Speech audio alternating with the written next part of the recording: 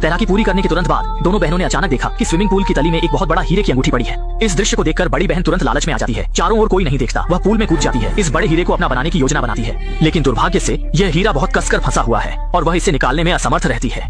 किनारे पर बैठी छोटी बहन अब और नहीं बैठ सकती, इसलिए वह भी तेजी से पूल में कूद जाती है। बड़ी बहन के साथ मिलकर हीरे को निकालने की कोशिश करती है, लेकिन इसी समय छोटी बहन के बाल गलती से जाली में फंस जाते हैं। बड़ी बहन यह देखकर पहले उसके बाल निकालने में मदद करती है, लेकिन उन्हें यह नहीं पता कि ऊपर का पूल प्रबंधक पूल के तल की असामान्यता पर ध्यान नहीं दे रहा है और घर जाने की जल्दी में वह देखता है कि स्थल खाली है और तुरंत बंद करने का बटन दबा देता है। पूल का कवर धीरे धीरे बंद हो जाता है।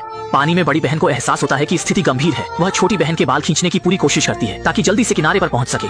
कवर के बंद होने के करीब आते ही चिंतित बड़ी बहन जोर से खींचती है और अंततः बाल निकालने में सफल होती है। दोनों तेजी से किनारे की ओर तैरते हैं, लेकिन सब कुछ बहुत देर हो चुका है। पूल का कवर पूरी तरह से बंद हो चुका है और दोनों बहनें देखती हैं कि आसमान गिर गया है। वे कभी नहीं सोच सकते थे कि पूल में कवर भी लगा हुआ है। डर से वे पागल होकर कवर को पीटते हैं, मदद के लिए चिल्लाते हैं, लेकिन चाहे वे कितना भी चिल्लाएं कोई फायदा नहीं है, क्योंकि पूरा स्विमिंग हॉल खाली है और एकमात्र प्रबंधक भी छुट्टी पर जा चुका है। निराशा तुरंत दोनों पर छा जाती है, क्योंकि आज शुक्रवार है। यह स्विमिंग हॉल शनिवार और रविवार को बंद रहता है, केवल सोमवार को खुलता है। अगर वे 2 दिन बिना खाए पिए यहाँ रहते हैं तो वे निश्चित रूप से मर जाएंगे।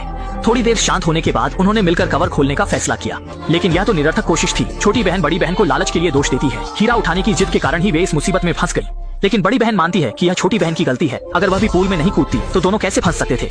लेकिन अभी प्राथमिकता यहाँ से भागने की है, इसलिए दोनों पूल का निरीक्षण करना शुरू करते हैं, अन्य निकास की तलाश में। लेकिन पूरे पूल का निरीक्षण करने के बाद वे पाते हैं कि पूल पूरी तरह से बंद है। केवल एक पुरानी स्विमिंग सूट और एक प्लास्टिक बोर्ड मिलता है। इसी समय छोटी बहन अचानक देखती है कि कवर पर एक छोटा छेद है, लेकिन ये छेद बहुत छोटा है। पूरी कोशिश करने के बावजूद इसे खोलना असंभव है। बड़ी बहन प्लास्टिक बोर्ड का उपयोग करके छेद को काटने की कोशिश करती है, लेकिन चाहे वे कितना भी प्रयास करें, पूल का कवर अभी भी अछूता रहता है। छोटी बहन पूरी तरह से मानसिक रूप से टूट जाती है, मानती है कि यह सब हीरे की वजह से हुआ है। लेकिन हीरे का जिक्र करते ही लालची बड़ी बहन को याद आता है कि हीरा अभी भी नीचे फंसा हुआ है, इसलिए वह फिर से गहरे पानी में जाती है और अंततः हीरे को निकालने में सफल होती है। लेकिन इस समय वह देखती है कि तल के ड्रेन ग्रिल थोड़ा ढीला है, शायद यह चीज उन्हें बचने में मदद कर सकती है।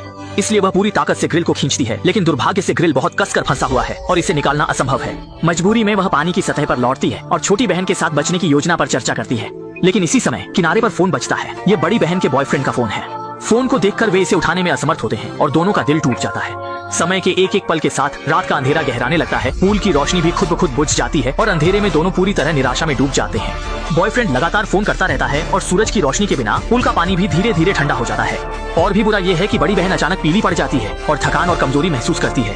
असल में बड़ी बहन को डायबिटीज है और उसे तुरंत इंसुलिन इंजेक्शन की जरूरत है, वरना वह जल्द ही बेहोश हो जाएगी। लेकिन जान बचाने वाली दवा ऊपर वाले बैग में रखी है। स्थिति की गंभीरता को समझते हुए छोटी बहन टूटे टुकड़े को उठाकर पूरी ताकत से कवर को काटने लगती है।